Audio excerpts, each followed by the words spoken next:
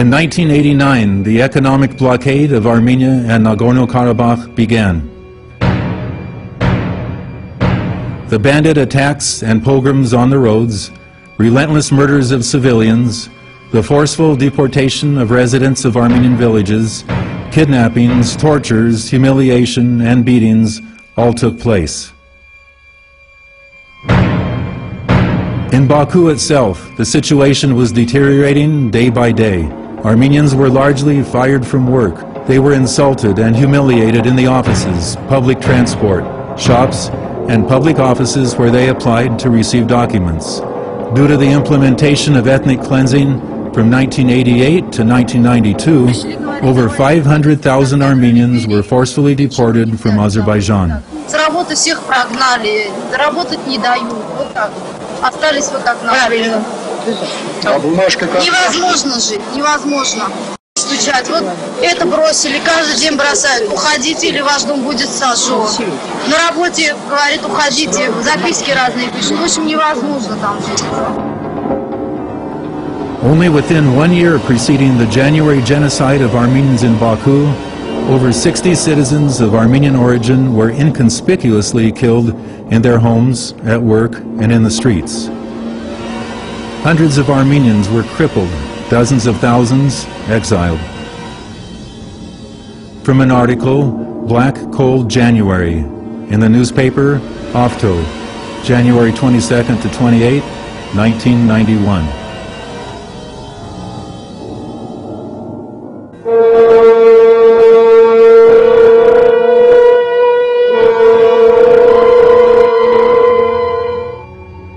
Here are just some of the examples of what was happening that month. December 1st, the 60-year-old Armenian Gasparov was tortured to death. The same day, another Armenian was murdered. His name was not identified. Armenian graves were desecrated, gravestones destroyed. December 10th, Suren Krikorian was killed at his house after the most cruel tortures.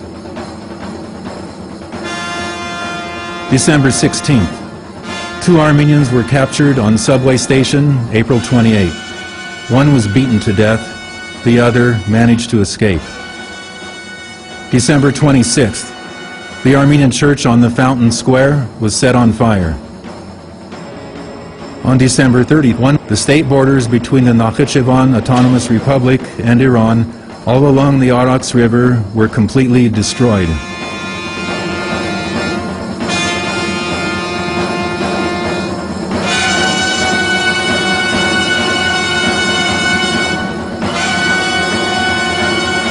Less than 2 weeks remained until the final act of Armenian pogroms in Baku.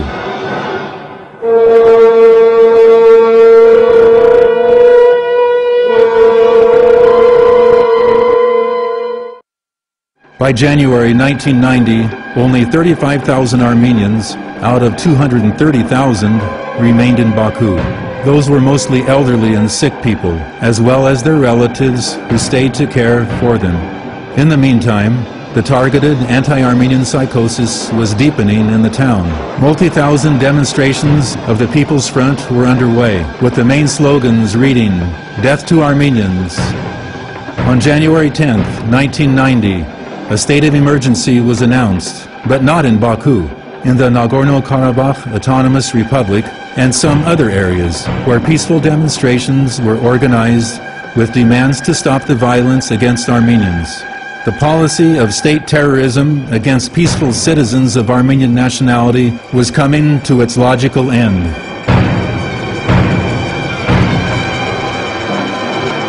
On January 12th, the representatives of the radical wing of the People's Front of Azerbaijan, Nemat Panakhov and Ragim Gaziev, announced during a broadcast of Baku TV that the town is full of homeless people, whereas thousands of Armenians are still living in comfort.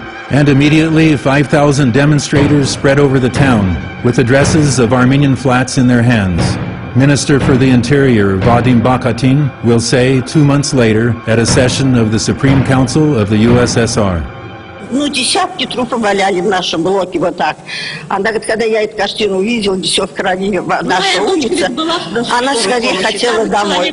Прибежала, увидела, что в лифте валяется там мой муж весь в крови, и она упала в обморок.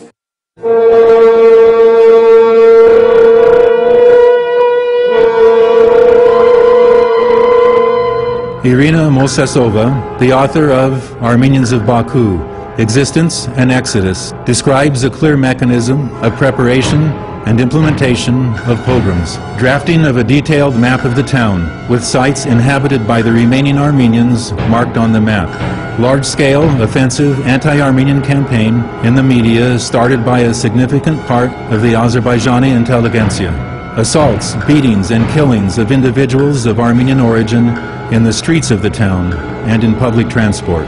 Coordination of activities of employees of the condominiums with militia and ambulance crews in the course of the forthcoming pogroms, which in essence was nothing other than sabotage.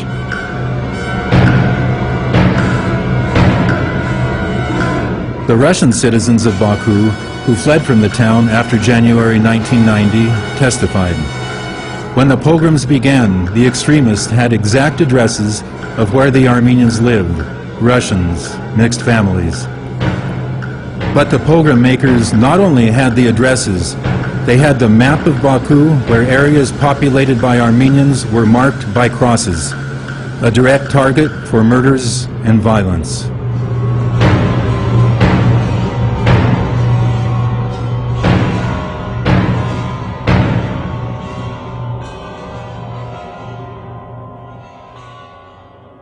And it was exactly those days when the first secretary of the Central Committee of the Communist Party of Azerbaijan, Abdulrahman Vezirov, made a speech on TV which was full of hysteric anti-Armenian rhetoric. That was the call to start violence, and the vandals began acting. They started to do what was first heard on July 18, 1988 by Mikhail Gorbachev, who asked a question to the parliament members from Armenia.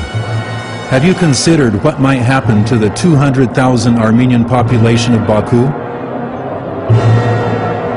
General Alexander Lebed, in his book, My Life and My Country, wrote, they were catching and beating to death the Armenians, and at the same time, the Jews, Ossetians, Georgians, and all others who resembled Armenians to a greater or lesser extent. They were beating in the face, not in the passport. Армян из Баку. Отправлял колонны на Дербент, отправлял порты на Москву, на Ереван и другие города. Пытался убедить в том, что не надо убивать людей за то, что они родились армянами. Это не получилось. Нет, не удалось. Убедить не удалось. Не удалось эвакуировать. In the course of Armenian pogroms in Baku, the raging crowd literally tore a man apart, and his remains were thrown into a garbage bin. From an article in Soyuz Weekly, May 19, 1990. The group commander, Azeri by origin, goes out to the town on assignment.